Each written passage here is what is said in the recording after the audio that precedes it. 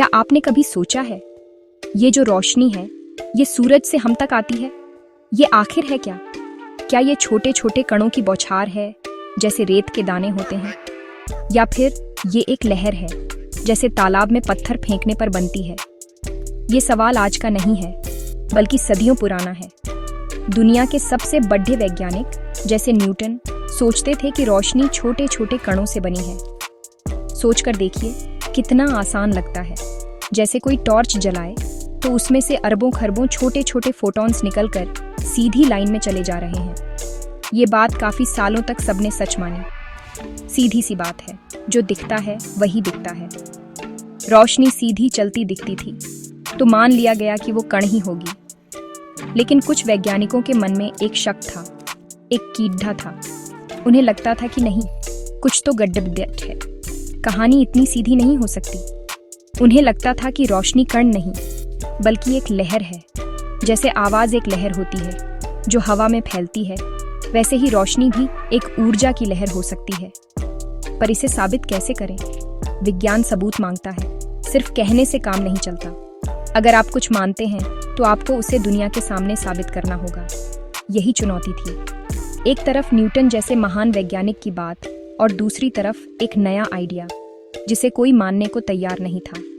बस यहीं से एक ऐसे प्रयोग की कहानी शुरू हुई जिसने विज्ञान की दुनिया को हमेशा के लिए बदल दिया। इस सवाल का जवाब ढूंढना इतना जरूरी क्यों था? क्योंकि ये सिर्फ रोशनी की बात नहीं थी, ये इस ब्रह्मांड के काम करने के मूल तरीके को समझने की कोशिश थी। अगर हम ये समझ जाते कि ऊर्जा कैसे चलती है, तो हम ब्रह्मांड के कई और राज खोल सकते थे। ये उस पहेली के पहले टुकड़े को खोजने जैसा था, जिसे सुलझाकर पूरी तस्वीर साफ हो सकती थी। वैज्ञानिकों की यही जिज्ञासा, यही जानने की इच्छा उन्हें एक ऐसे सफर पर ले गई जिसकी उन्होंने कल्पना भी नहीं की थी। वे बस एक आसान से सवाल का जवाब ढूंढ रहे थे, रोशनी कण है या लहर? पर उन्हें जवाब कुछ ऐसा मिला जिसने सबके होश उड़ा दिए। तो चलिए उस यात्रा पर चलते हैं, उस सरल से प्रयोग को समझते हैं जिसने विज्ञान की नींव हिला दी।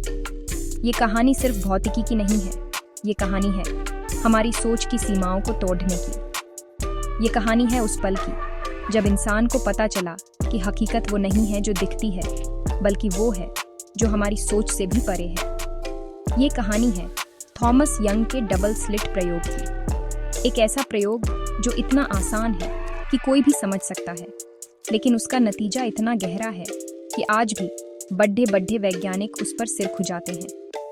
जिंदगी में भी तो ऐसा ही होता है। आसान से दिखने वाले सवालों के जवाब अक्सर बहुत गहरे होते हैं।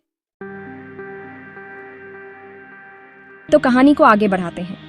साल था 1801 और एक वैज्ञानिक थे जिनका नाम था थॉमस यंग। उन्होंने सोचा, चलो इस रोशनी की पहेली को सुलझाते हैं। उन्होंने एक बहुत ही सरल सा सेटअप तैयार किया। कल्पना कीजिए, एक अंधेरा कमरा है, सामने एक दीवार है जिसे हम स्क्रीन कहेंगे। उस स्क्रीन के सामने थोड़ी दूरी पर उन्होंने एक और तख्त रखी। उस तख्त में उन्होंने दो बहुत ही पतली और एक दूसरे के पास पास झिड़ियां बना दी, बिल्कुल दो दरवाजों की तरह। अब प्लान ये था कि वो एक प्रकाश स्रोत से रोशनी को इन दोनों झिड़ियों पर डालेंगे और देखेंगे कि सामने स्क्रीन पर क्या पैटर्न बनता है। सरल है ना? अब सोचिए, अगर रोशनी सच में छोटे छोटे कणों से बनी होती, जैसा न्यूटन ने कहा था, तो क्या होना चाहिए था? मान लीजिए आप उन झिड़ियों पर रेत फेंक रहे हैं, तो रेत के कण या तो पहली झिरी से निकलकर स्क्रीन पर टकराएंगे या दूसरी झिरी से। नतीजा क्या होगा? स्क्रीन पर आपको ठीक उन दोनों झिड़ियों के सामने रेत के दो ढेर मिल जाएंगे, दो सीधी सीधी पट्टियां बन जाएंगी। रोशनी के कणों के साथ भी बिल्कुल यही उम्मीद की जा रही थी। वैज्ञानिकों को पूरा यकीन था कि स्क्रीन पर रोशनी की बस दो चमकदार पट्टियां दिखाई देंगी, ठीक झिड़ियों के सामने। इसके अलावा और कुछ नहीं। ये एक तार्किक उम्मीद थी। लेकिन अगर रोशनी एक लहर होती तो क्या होता? अब कल्पना कीजिए कि आप उन झिड़ियों पर पानी की लहरें भेज रहे हैं। जब लहरें उन दो दरवाजों से गुजरेंगी तो हर दरवाजे से एक नई गोलाकार लहर निकलेगी, है ना? जैसे तालाब में दो पत्थर एक साथ फेंके हों। अब ये दोनों नई लहरें आगे बढ़ेंगी और एक दूसरे से टकराएंगी। जहां एक लहर का ऊपरी हिस्सा दूसरी लहर के ऊपरी हिस्से से मिलेगा, वहां लहर और ऊंची हो जाएगी, और जहां एक लहर का ऊपरी हिस्सा दूसरी के निचले हिस्से से मिलेगा, वहां दोनों एक दूसरे को रद्द कर देंगी और पानी शांत हो जाएगा। तो पानी के मामले में स्क्रीन पर क्या दिखेगा? आपको सिर्फ 2 पट्टियां नहीं मिलेंगी, आपको कई सारी पट्टियां मिलेंगी। एक ऊंची लहर वाली पट्टी, फिर शांत पानी की पट्टी, फिर ऊंची लहर, फिर शांत पानी, और इसी तरह आगे। विज्ञान की भाषा में इसे इंटरफेरेंस पैटर्न कहते हैं। थॉमस यंग यही देखना चाहते थे। क्या रोशनी रेत के कणों की तरह व्यवहार करती है और 2 पट्टियां बनाती है, या फिर वो पानी की लहरों की तरह व्यवहार करती है और एक इंटरफेरेंस पैटर्न बनाती है?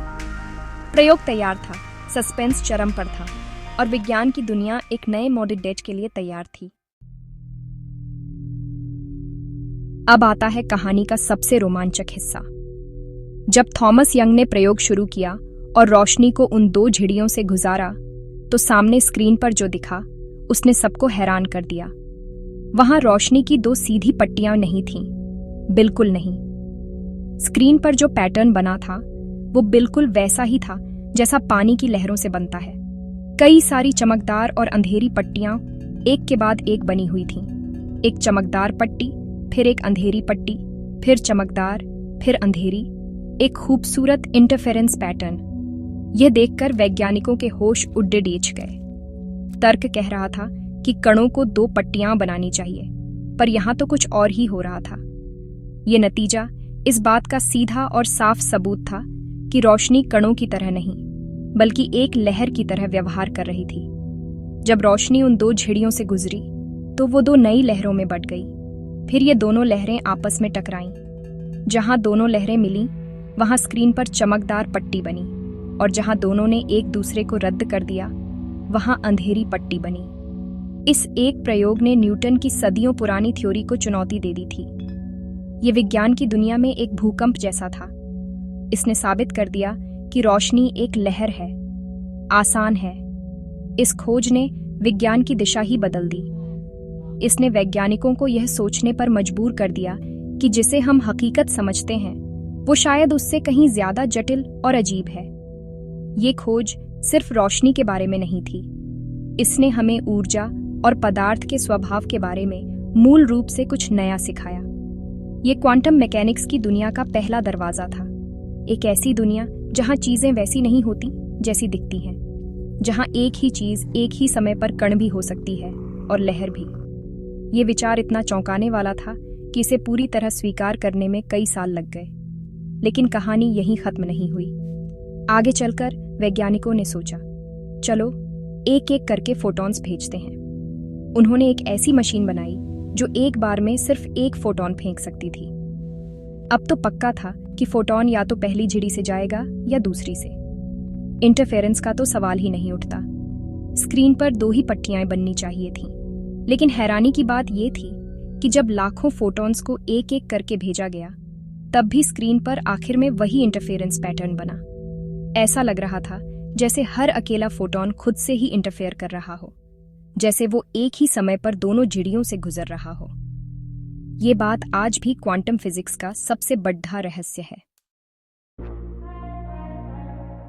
तो इस अजीबोगरीब प्रयोग का आज हमारी जिंदगी में क्या महत्व है? आप कहेंगे, ये सब तो भौतिकी की बातें हैं, हमें इससे क्या लेना देना। लेकिन सच ये है, इस प्रयोग से निकली समझ आज हमारी तकनीक की नींव है। क्वांटम मैकेनिक्स, जिसकी शुरुआत इसी प्रयोग से हुई, आज हर जगह है। आपके स्मार्टफोन की chip, computer, lasers, medical imaging जैसे MRI, GPS, ये सब क्वांटम मैकेनिक्स के सिद्धांतों पर ही काम करते हैं। उस एक सरल से प्रयोग ने एक ऐसी तकनीकी क्रांति को जन्म दिया जिसकी हम आज कल्पना भी नहीं कर सकते थे।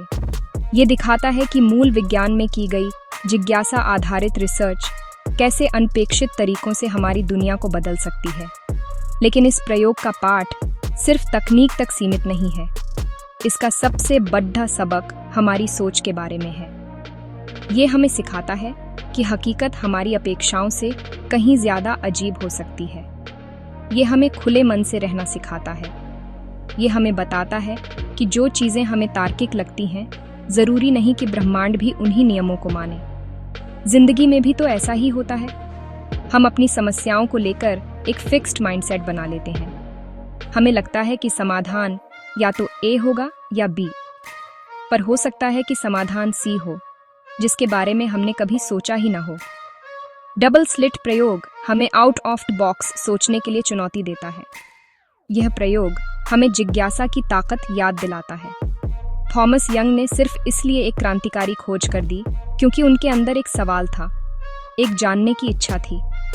उन्होंने मान लिया नहीं, बल्कि सवाल किया। जिंदगी में सफलता का भी तो यही फॉर्मूला है। जब आप सवाल करना शुरू करते हैं, जब आप चीज़ों को गहराई से समझना चाहते हैं, तभी आप विकास के रास्ते पर आगे बढ़ते हैं। जिज्ञासा ही हर खोज, हर नवाचार की जननी है। अपने अंदर के बच्चे को जिंदा रखिए, सवाल पूछते रहिए, चाहे वो विज्ञान के हों या जिंदगी के। आसान है। अंत में डबल स्लिट प्रयोग सिर्फ भौतिकी का एक अध्याय नहीं है, यह एक प्रेरणादायक कहानी है। यह कहानी है कि कैसे एक सरल सा विचार दुनिया को देखने का हमारा नजरिया बदल सकता है। यह हमें याद दिलाता है कि इस ब्रह्मांड में अभी भी बहुत कुछ है जिसे हम नहीं जानते। ये रहस्य ही तो जिंदगी को रोमांचक बनाते हैं। तो अगली बार जब आप सूरज की रोशनी देखें या अपने फोन की स्क्रीन को छुएं, तो एक पल के लिए रुकें और उस अजीब, खूबसूरत और रहस्यमयी क्वांटम दुनिया के बारे में सोचें जो हमारी हकीकत की बुनियाद है। खोजते रहिए, सीखते रहिए और आगे बढ़ते रहिए, क्योंकि सबसे बड़ी खोज वही करते हैं जो सवाल पूछने की हिम्मत रखते हैं।